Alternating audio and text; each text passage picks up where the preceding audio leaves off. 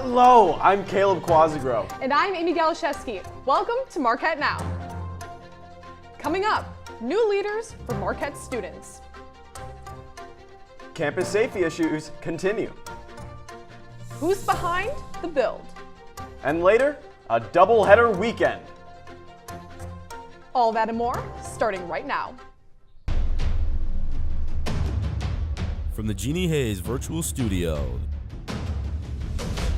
this is Marquette Now. Caleb, the results are in. Bridgman Flowers and Samari Price will be the next Marquette University Student Government President and Executive Vice President.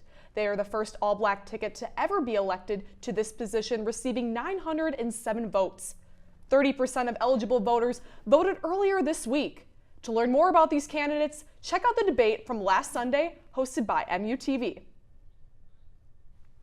Marquette's Board of Trustees is approving a new policy for more socially responsible investments.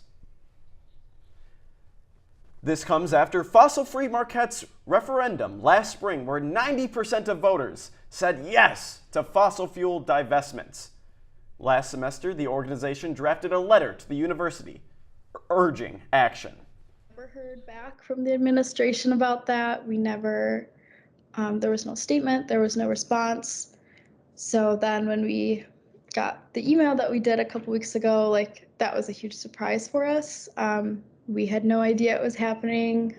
So we found out at the same time as everybody else, which is really exciting, and I'm still really excited about it. Despite the updated endowment, fossil-free Marquette claims there is still work to do. As far as next steps go, the biggest thing that we're looking for is a timeline. We would like, some more transparency about what this actually means and what this is going to look like, because a lot of this information is really inaccessible. I know that this isn't the end for fossil free. I really do see a bright future for Marquette's sustainability. Convenience stores are not so convenient recently on Marquette's campus. Marquette Now's Timothy Leteau goes shopping for some answers.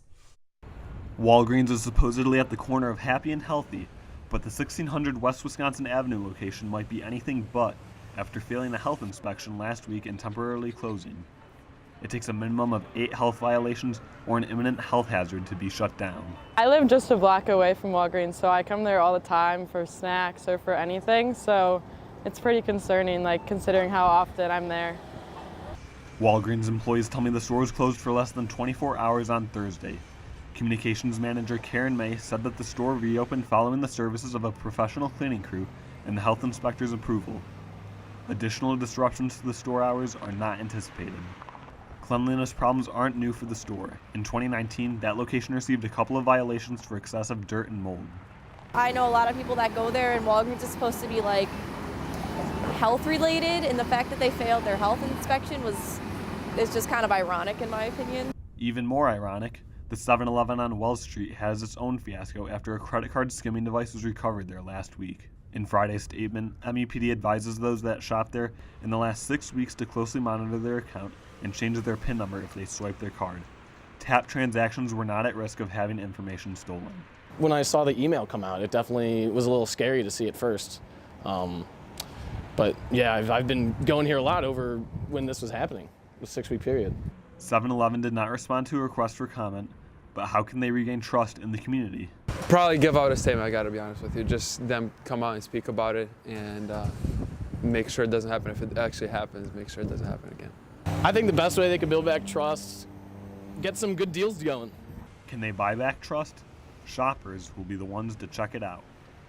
I'm Timothy Leteau, Marquette Wire News. Tara Belargian is named Permanent Dean of Libraries after holding the interim position since October. The dean oversees the library staff as well as the library itself. The dean gets to make sure that everything's running, that you as students and the faculty get the services and resources they need, that the staff and librarians get the support they need. Belargian says that she is excited for the position. And then when Janice retired, Janice Welburn, I was in the interim role, and I thought, this is a blast. I would love to, I want to I want to do this all the time. The library is not only a quiet study space, but it is also a home to many resources that are overlooked at Marquette.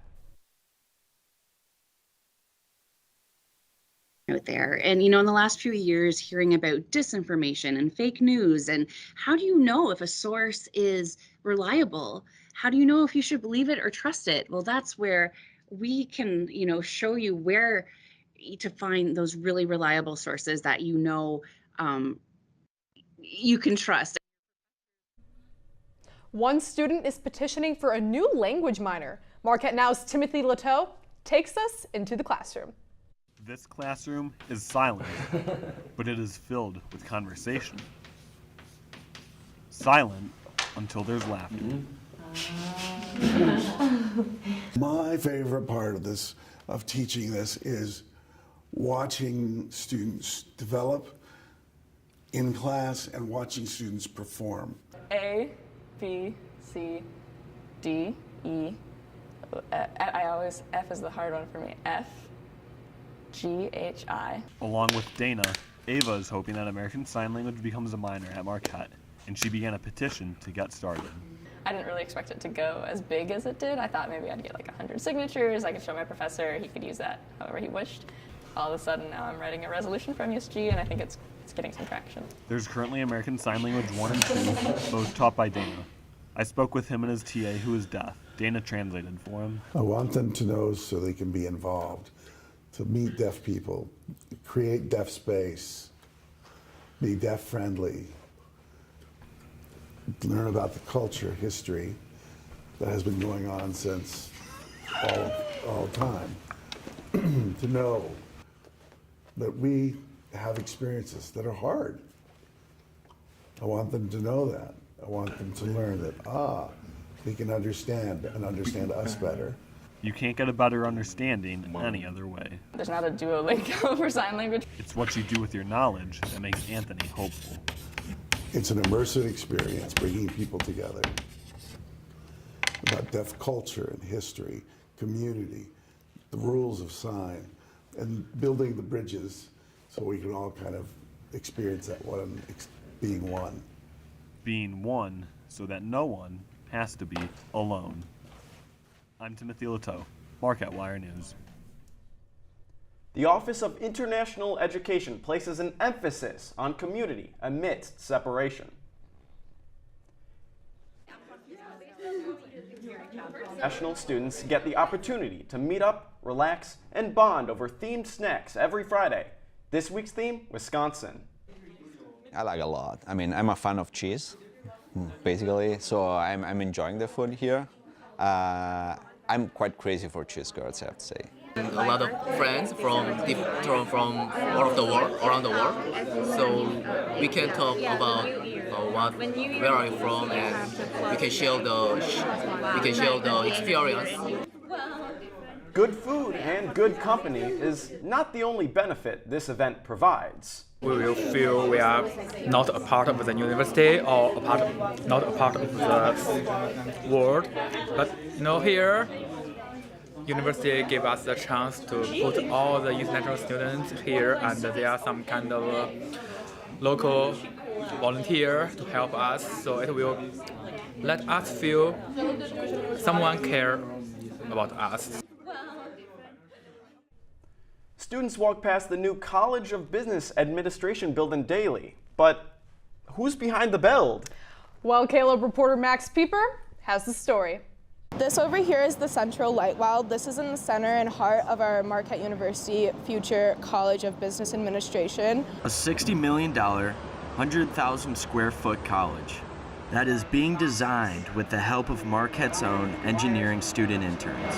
The new College of Business here at Marquette is going to feature a lot of new great innovative spaces. Many of the things that we can see are new offices for our e-league program, meeting rooms for students to use for collaboration on every single floor, and finally we also have the AIM lab. It may seem like a lot of chaotic noise, but there is more to it than just dangerous machinery. I do a lot of coordination and communication with many members of the field, especially working with our project management team. However, there is a hidden element to construction that you might not know. Communication is key in this industry. Working with 50 to 60 people in 8 trades. And having communication work between all of those different trades is honestly a lot more planning and management than most people realize. Communication has been essential in managing different parts of the build. Helping coordinate between the different subcontractors that we have on site, making sure that everyone was kind of speaking the same language, so to say. For Camilla, success with this internship has been developing communication expertise. I have a lot stronger of a communication skills with all different types of people. But more than anything, Each day is a fun new journey where I get to learn something new every day. I'm Max Pieper, Marquette Wire News. As the school year comes to a close, student organizations begin to define new ideas. The Black Student Council hosts a family reunion event to discuss their goals for the upcoming year. Took the time that we needed to readjust our organization, focus on what we want to do in the future and how we want to get input for students. And so we wanted to open up this space for that conversation. We have a few games, we have some food, but really it's about facilitating a brief conversation about what do students want from us for the incoming year. Students use this event to not only give their own input, but to learn from others.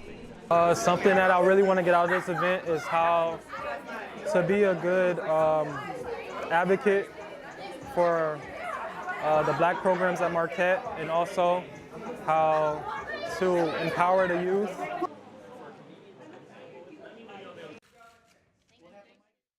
The break, putting on a show.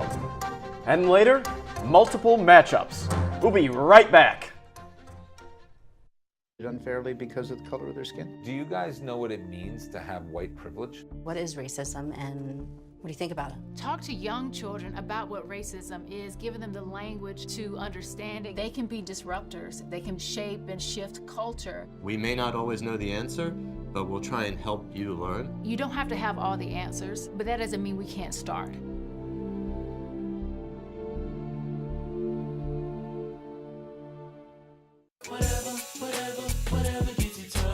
There are a lot of ways to reach out to a friend about their mental health.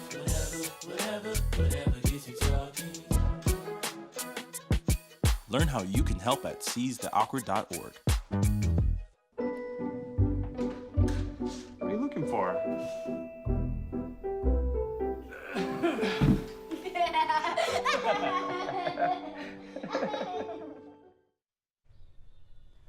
Welcome back to Marquette Now. I'm Caleb Quazigro. And I'm Amy Galashewski. Milwaukee has lots of hidden secrets off the beaten path. As Marquette Now's Sarah Richardson reports, some have unique surprises for everyone that won't make heads turn, but instead, bobble. Across the bridge outside the 3rd Ward is a coffee shop commonly seen around Milwaukee. Brewing just above the beans are bobbles. Bobbleheads, that is. But people in Wisconsin are definitely as much or more bobblehead crazy than anybody else or anywhere else in the country. Having just opened in 2019, the museum displays over 7,000 bobbleheads. Buzzing in the bobble are funky little heads for everyone. Whether it's a TV show they grew up with or favorite players or whatever it might be, it's a fun experience for people of all ages. People usually leave happy, they come like, whoa, with big eyes. So it's really cool to see, everybody's reaction to this crazy place. Visitors coming from all 50 states and over 25 countries, the museum has many heads bobbling in and out on the daily. Even Marquette fans can see their favorite icons. Pretty much, I think all the Marquette bobbleheads that have been made from Dwayne Wade to former coaches and former players, people like Chris Farley, Marquette graduation bobblehead, a Golden Eagle ornament bobblehead. With many bobbleheads designed in the museum, it all started with a small hobby with the co-founders. Instead of just going to random Brewers and Bucks games, we'd circle the bobblehead games, and before we knew it, the one bobblehead turned into 10 and 20, and then we started to grow out of control 2013. So we put the idea to have a one-of-a-kind museum. Bobbling off, I'm Sarah Richardson, Marquette Wire News. Marquette Theater showcases their cast of dancing queens. Reporter Kristen Parisi hits the big stage to share the story with us. When you know, Maybe on the other side, or you know. And when these actors found out the Marquette Theater Department was putting on Mamma Mia, they knew it was a dream come true. Oh my gosh, it means so much. I come to rehearsal every day, and still every day we do something and I'm like, I can't believe we're doing Mamma Mia. After being put off for 2 years because of the pandemic, the theater department is ready to pull back the curtain for all the dancing queens. It's just so fun and lighthearted, and coming off of just some really rough times in life just for everyone. It's nice to have something that's just an excuse to sing and dance ABBA's greatest hits and have fun. It really is just a fun, lighthearted show, and I love it so much. At Marquette, the theater is a place for everyone. So no matter what your major is, you're always welcome to join the show. Go, go, go. Thank you. Well, I'm not a part of the theater department. I'm a nursing major, and I did theater in high school, and I was like, this is my last chance. I'm a senior, and I found out they're doing Mamma Mia, and this show is so special to me. At the end of the day, jamming out to ABBA and finding a forever family is all that really matters to those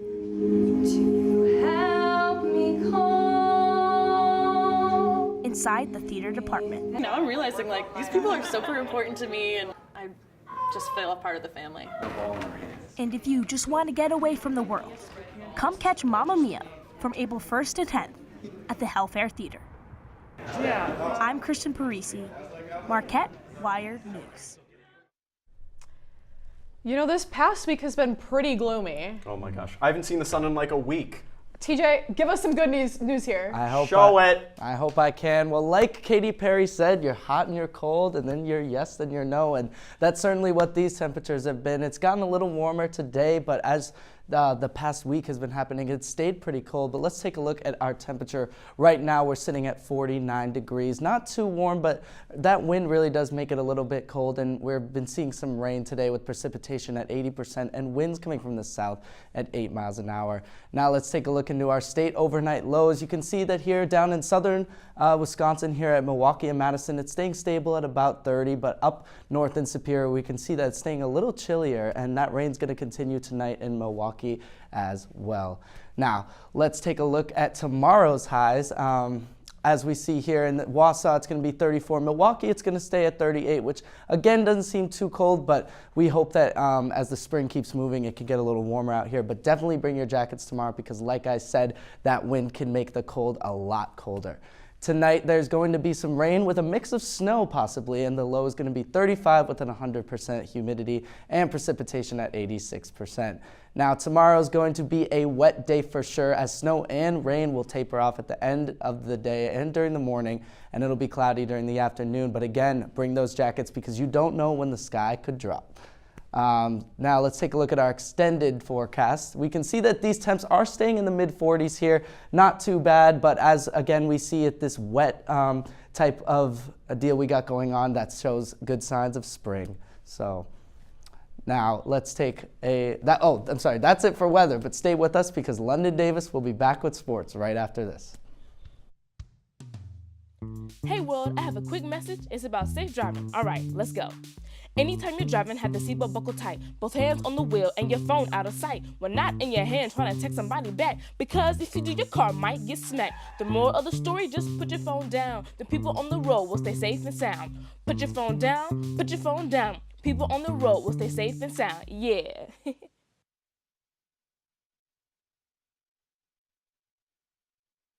Roll over. When you adopt a shelter pet, you discover all the things that make them unique.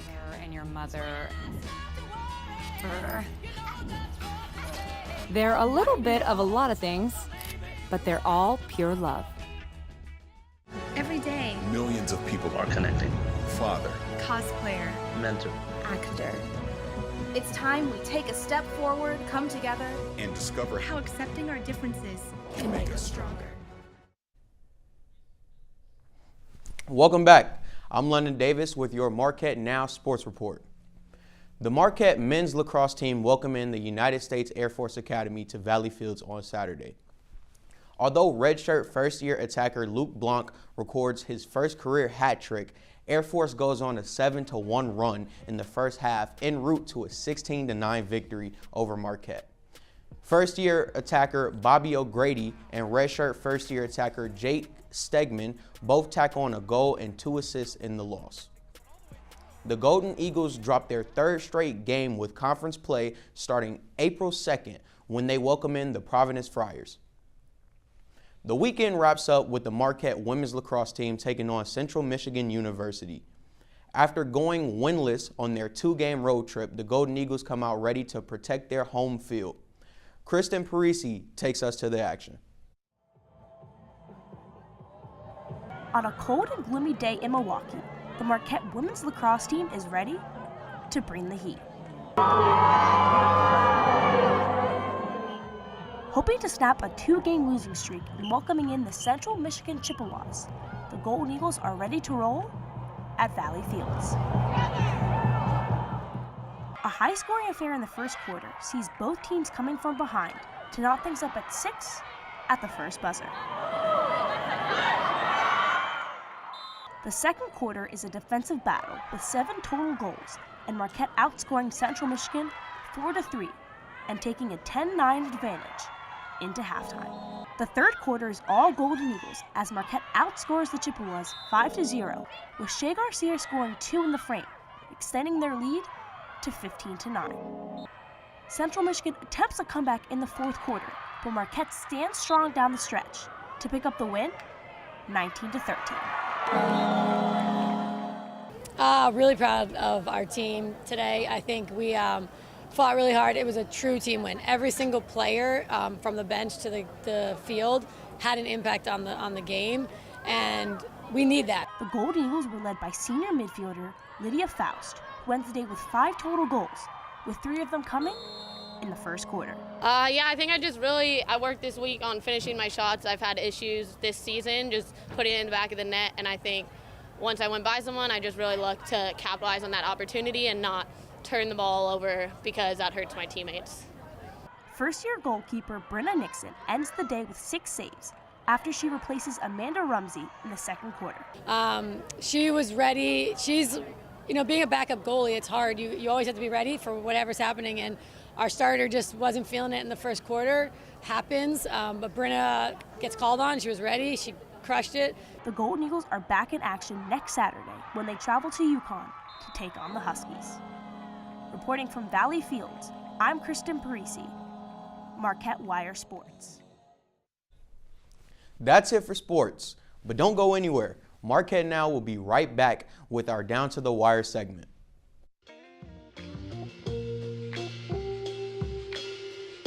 After you joined our family, it was like, I really do feel complete now.